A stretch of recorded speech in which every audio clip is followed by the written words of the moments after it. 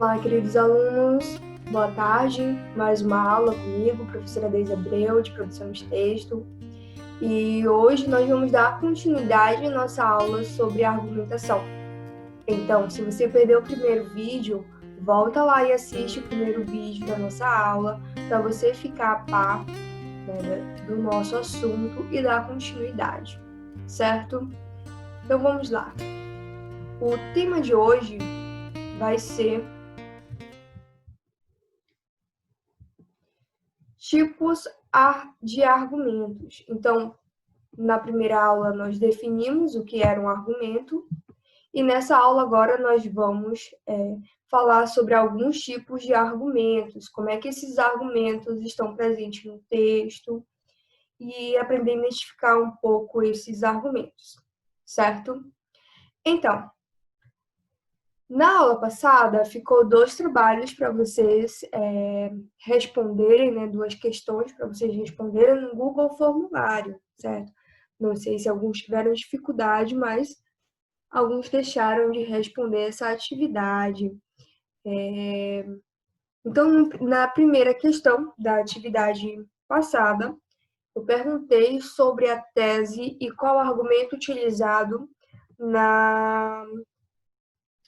no texto do livro de vocês, Publicidade Infantil, Perigoso Artifício, no qual vocês teriam que achar a tese e mostrar também qual o argumento que foi utilizado, certo? E aí vocês conseguiram com êxito fazer essa resposta aí dessa questão. Muito bem, fiquei muito feliz. A segunda questão foi da fala da Ziana, né, que ela discursou sobre um acontecimento nos Estados Unidos, e eu pedi para que vocês escrevessem um parágrafo argumentando e colocando a Ziana como um exemplo de argumentação, né? Um exemplo para vocês utilizarem dentro da argumentação. Então, alguns escreveram lá sobre o racismo e trouxe algumas partes da fala da Ziana como exemplo. Ok, muito bem. Outras pessoas escreveram somente sobre o racismo, sem se ater à questão à fala da Ziana. E outras pessoas também falaram só sobre a fala da Ziana, mas não falaram sobre o racismo, que é o que motiva a fala dela. Então, gente, qual era a resposta certa? A resposta certa seria o que falava sobre racismo e anexava juntamente a questão da fala da Ziana, certo? Mas atenção da próxima vez, para quem não acertou, ou quem acertou por parte, né? Não teve erro, na verdade, só teve algumas faltas, né, na produção. E aí eu quero que vocês se atentem também para quando forem escrever no Google Formulário, pensem que vocês estão escrevendo no caderno de vocês, escrevam todas as palavras por extenso, certo? E atentem-se para a questão da vírgula, pontuação e acentuação, ok? Então vamos dar continuidade na nossa aula 2, tipos de argumentos. No livro de vocês, se vocês acompanharem, na página 259, ele só vai mostrar um tipo de argumento. Aqui eu trouxe outros que eu acho importante também que vocês conheçam, certo? Vamos lá. Então, tipos de argumentos. Na aula passada nós vimos o que era argumentar, o que era argumentação. Então, o que é argumentar é a capacidade de expor e sustentar opiniões com argumentos, justificativas, exemplos e análises.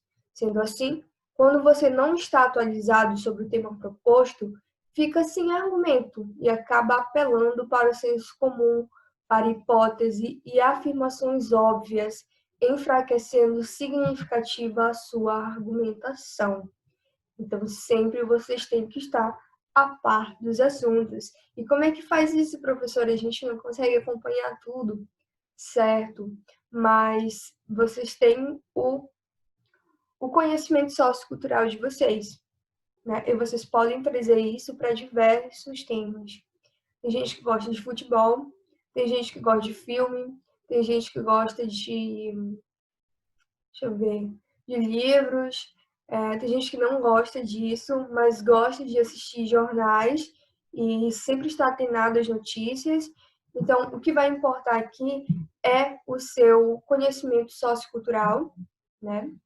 E de que forma você vai utilizar isso na sua argumentação.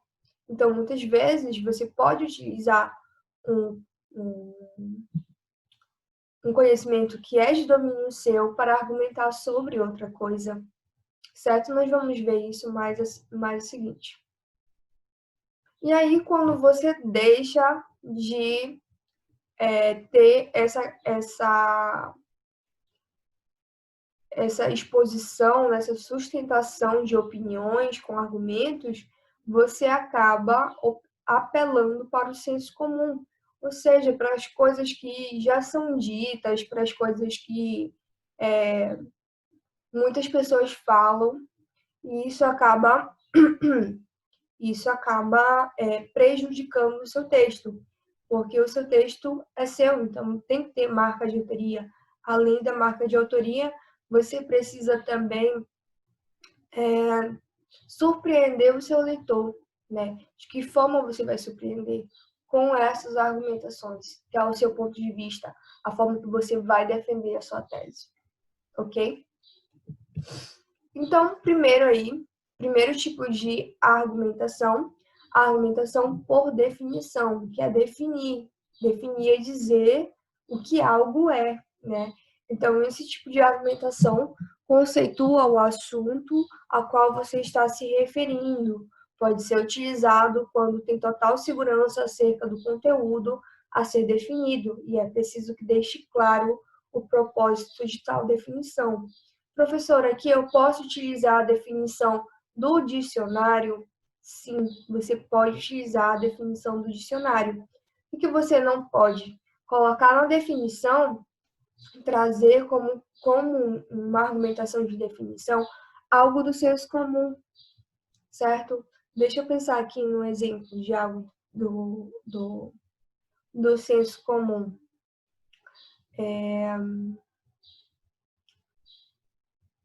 Português, a língua portuguesa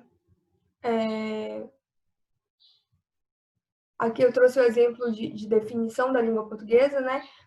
Da língua, mas vamos pensar assim, a língua portuguesa é difícil. Muita gente fala isso, né?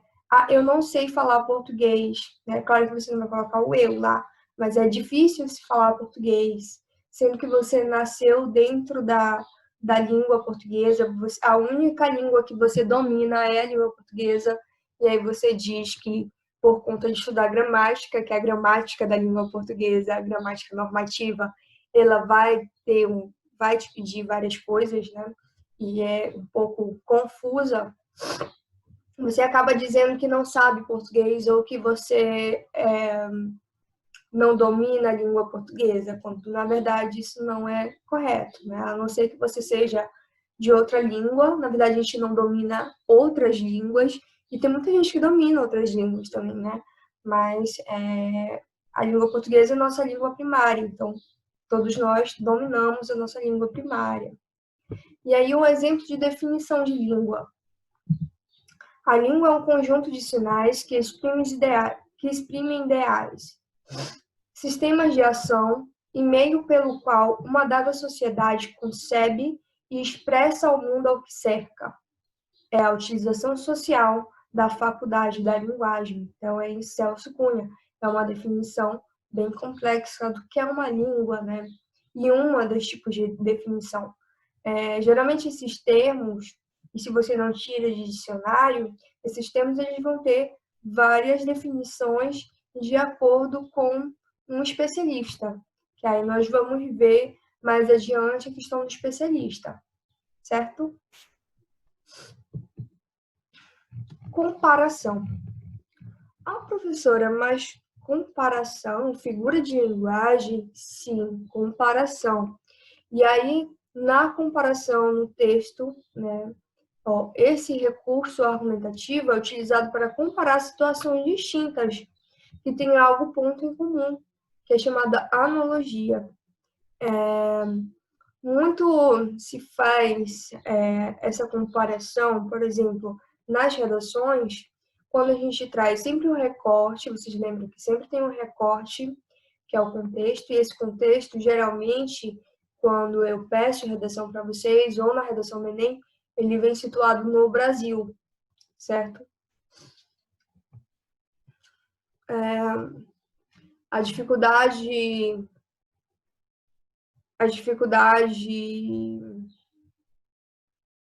de acesso à internet pelos idosos no Brasil. Então, sempre tem esse recorte no Brasil, certo? Então, esse recorte, ele te pode abrir também para comparação. Como assim, professora? Eu fiz uma pesquisa que... Isso é fake, tá, gente? Suposição. Eu fiz uma pesquisa que nos Estados Unidos tem um percentual maior de idosos que manipulam as redes sociais, a internet e a tecnologia em geral. Sendo que no Brasil essa realidade não é assim, né? Então, isso já é uma comparação. Você já está comparando os Estados Unidos, a forma como os idosos vivem lá e possuem a questão da tecnologia, manipulam a questão da tecnologia, com a forma que no Brasil é manipulado. Então, isso já é uma comparação dentro do texto de vocês, certo? Exemplo, a paixão futebolística é como uma paranoia do ciumento. Organiza o mundo de modo a confirmar suas crenças e suspeitas, né? O que aí o José Geraldo Couto está falando? Que há tanta paixão pelo futebol, vamos recortar aqui no Brasil, né, que ele compara com a paranoia de ciumentos. Então, tem muita gente que não pode falar mal do time, né? Não pode ouvir falar mal do time. E aí, essa paranoia, às vezes, se torna tão perigosa, né, que a gente vê torcidas que se matam, brigam, e em vez de ser uma coisa interessante para o esporte, acaba sendo prejudicial, porque muitas vezes até o time é prejudicado, né? Deixa de receber os torcedores em algumas partidas, e aí o José Geraldo Couto ele está comparando essa paixão com a paranoia do ciumento, né? Que organiza o mundo a confirmar suas crenças e suspeitas. Compreendido? Então, gente, vejam que nesse exemplo que a gente está falando de futebol, né? E a gente está falando de ciúmes. Então, são dois temas aí que são diferenciados e que eu vou comparar, porque eles têm um ponto em comum. Causa e consequência. Só um minutinho.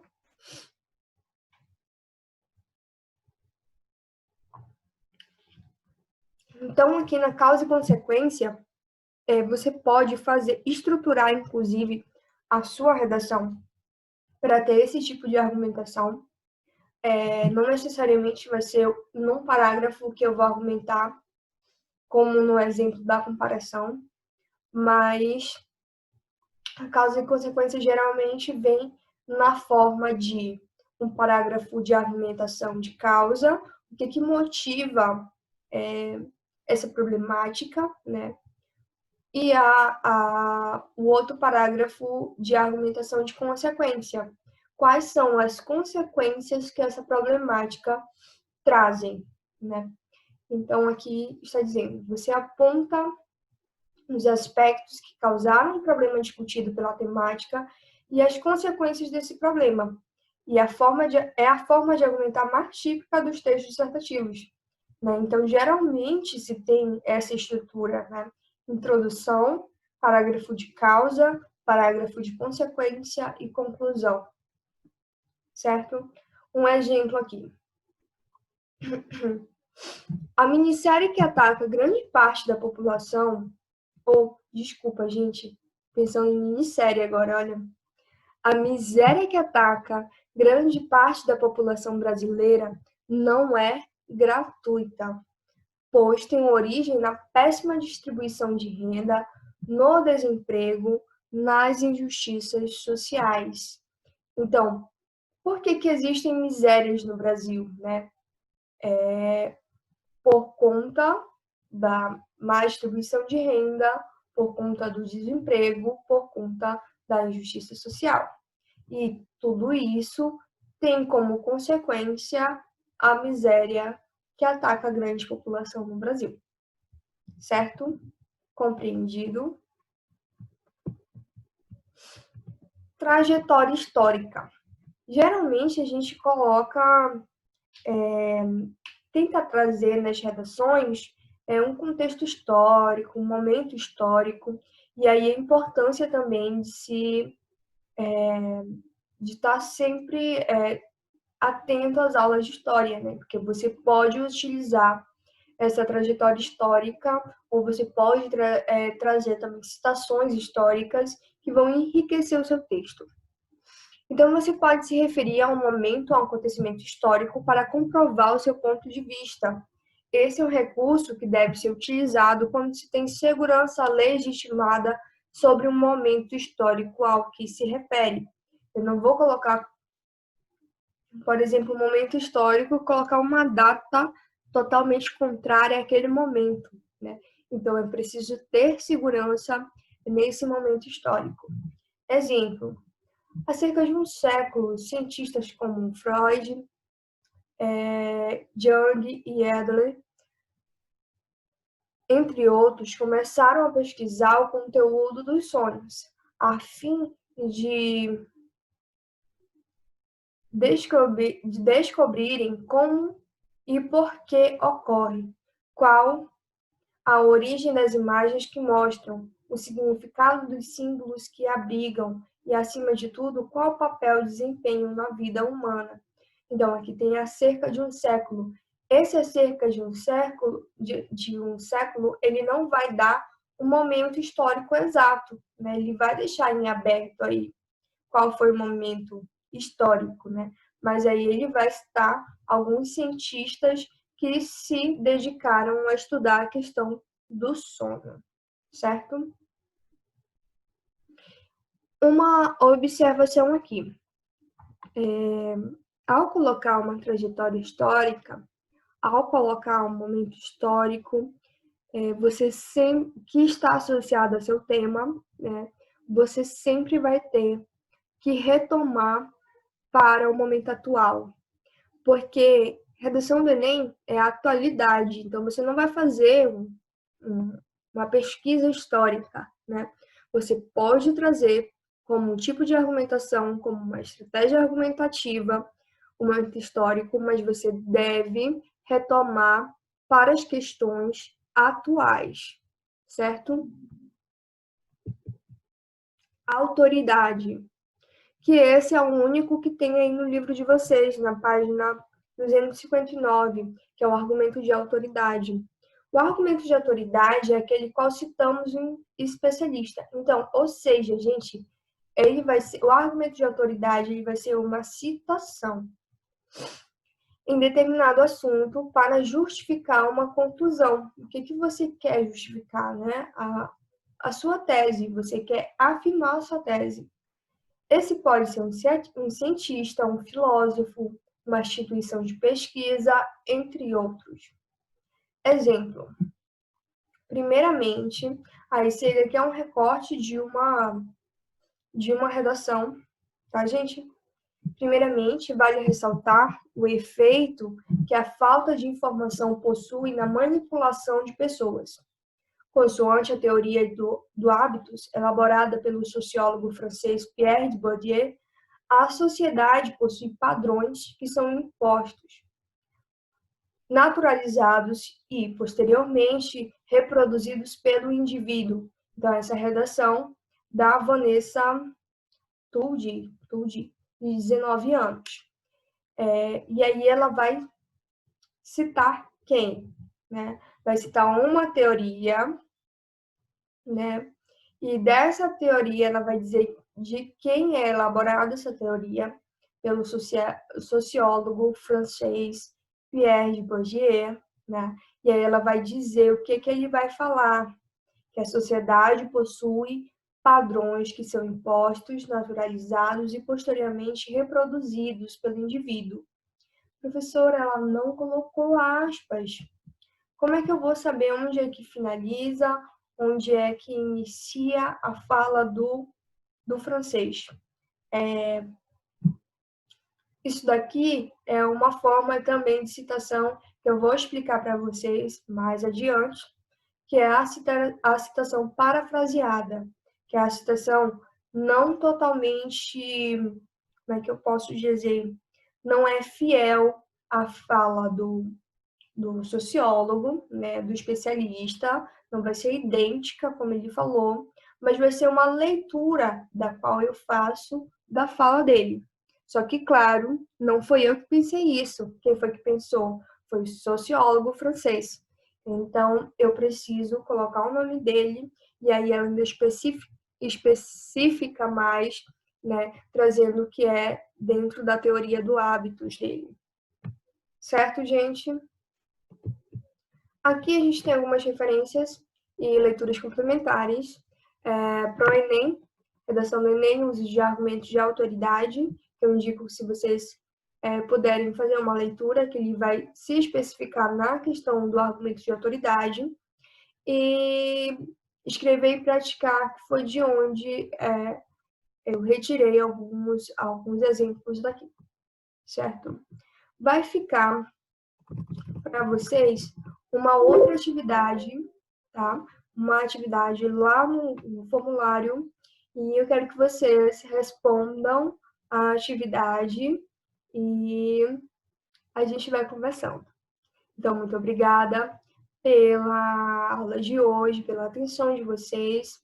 Qualquer dúvida, qualquer dívida, a gente pode resolver. Se vocês não conseguirem entrar em contato comigo, ou vocês podem entrar em contato com a secretaria, que elas podem entrar em contato comigo.